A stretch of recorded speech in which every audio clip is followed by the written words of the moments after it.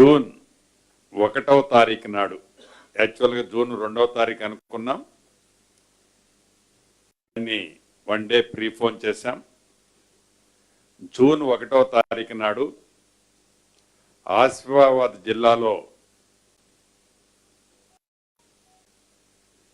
సిరిపుర్ కాగజ్ నగర్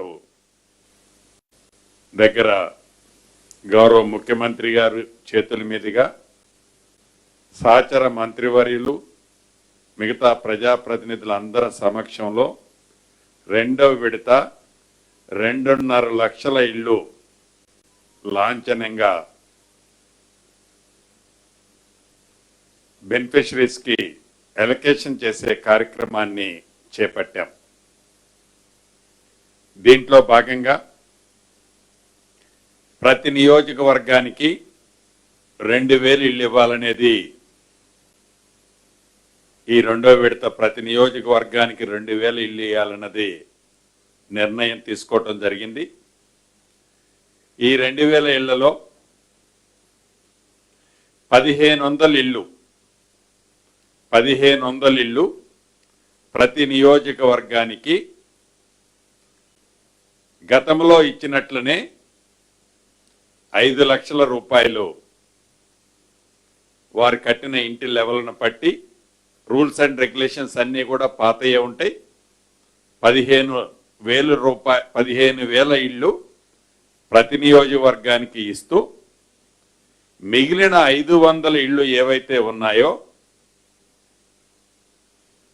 ఈ 500 ఇళ్ళు గతంలో ఈ వివిధ కారణాల చేత ఈ వివిధ స్కీములలో అన్కంప్లీట్ అయి ఉన్నాయో, అది ఉమ్మడి ఆంధ్రప్రదేశ్లో ఇందిరమ్మ ఇల్లు పేరుతో కట్టిన ఇళ్ళు కానీ, గత ప్రభుత్వంలో గృహలక్ష్మి కార్యక్రమం ద్వారా ఇచ్చిన ఇళ్ళు కానీ, లేకుండా ఎవరైనా బెనిఫిషరీ తన ఇల్లు అన్కంప్లీట్ చేసిన వాళ్ళు కానీ ఉండి ఉంటే, వారు నిరుపేదలై ఉండి ఉంటే, వారు యాజ్ పర్ స్కీమ్లో ఎలిజిబిలిటీ ఉంటే అటువంటి వాటికి ఫౌండేషన్ లెవెల్ కట్టిన దగ్గర నుంచి స్లాబ్ వరకు 3 లక్షలు ఇవ్వాలని, వాల్స్ కట్టి స్లాబ్ వేసే వాళ్ళకి 2 లక్షల రూపాయలు ఇవ్వాలని గౌరవ ముఖ్యమంత్రి రేవంత్ రెడ్డి గారి అధ్యక్షతన జరిగిన ఈ కేబినెట్ సమావేశంలో తీర్మానం చేయటం జరిగింది. పారదర్శకంగా అన్కంప్లీటెడ్ ఉండి అది మహబూబాబాద్ జిల్లాలో, మహబూబ్ నగర్ జిల్లాలో ఆడ స్టోన్స్ ఉంటాయి, నాపరాళ్ళు ఉంటాయి. ఈ నాపరాళ్ళు కప్పు కింద వేసుకున్న ఇళ్ళు కొన్ని ఉంటాయి. వాల్స్ అన్ని పర్ఫెక్ట్ గా కట్టి పైన రేకులేసిన ఇళ్ళు కొన్ని ఉంటాయి.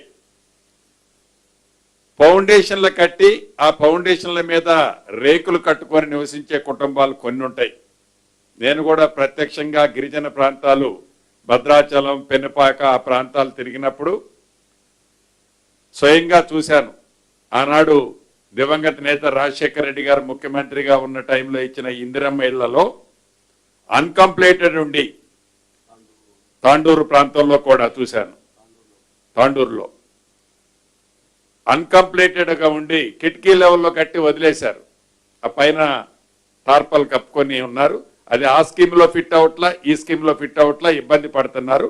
అటువంటి వాటిని ఈ రెండో విడతలో ప్రయారిటీ ఇచ్చాం. అదే రకంగా మూడో విడతలో ఇవ్వబోయే దాంట్లో ప్రయారిటీ ఇస్తాం. 4వ విడతలో కూడా ప్రయారిటీ ఇచ్చి వాటిని కూడా కంప్లీట్ చేయాలన్నది నిర్ణయం తీసుకోవడం జరిగింది.